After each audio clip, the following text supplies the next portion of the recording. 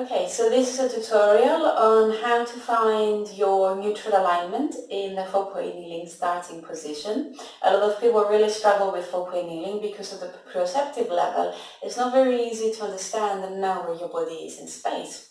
So we're going to start with the hands and the knees and the shoulders and pelvis. Spread the fingers on the mat and even out your body weight between hands and knees, so just make sure you're on all 4 points. We're going to organize the spine from the pelvis up. So to find a neutral pelvis and lower back in this position, you're going to do a few pelvic tilts, just really small ones, so that the movement doesn't go beyond the lower back. So you're thinking about tucking the tail under and sending the tail up to the ceiling. Just maintain a gentle abdominal connection throughout to support your spine. Then you're going to do a few of those and then bring the pelvis in the middle. So it's not tucking under, it's not sticking up, it's just in the middle. So I'm aiming for a parallel pelvis to the ceiling. Then maintaining the abdominal connection, I'm going to move my ribs down and up. I'm thinking about the front of the ribs. So I'm going to let the front of the ribs give forwards to the mat and then send them up, away from the mat. Ribs down and up.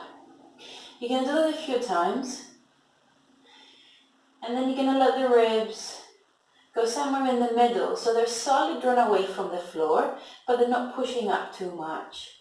Then I'm going to keep my spine lengthened and supported, and then I'm going to keep my elbows straight, so I bring my shoulder blades together, and then shoulder blades away from each other. Shoulder blades together, shoulder blades away. You're going to notice that the chest is lowering and lifting in response to the movement. And then you're going to bring the shoulder blades back to the middle, so they're not pushing down, they're not pushing up, they're somewhere in between. And then the last thing is the head.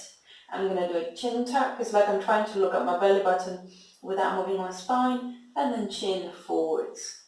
Chin down, the back of the head goes up, and then chin forwards. A couple of those. And then you're going to bring the head and the neck in the middle, in between the two extremes. And that should bring you roughly to the neutral alignment. You can always practice filming yourselves or against the mirror, in front of a mirror, to kind of start becoming more familiar with your spinal curves and how the spine looks and feels in the different positions. I hope you find it useful. Feel free to ask if you have any questions. Take care.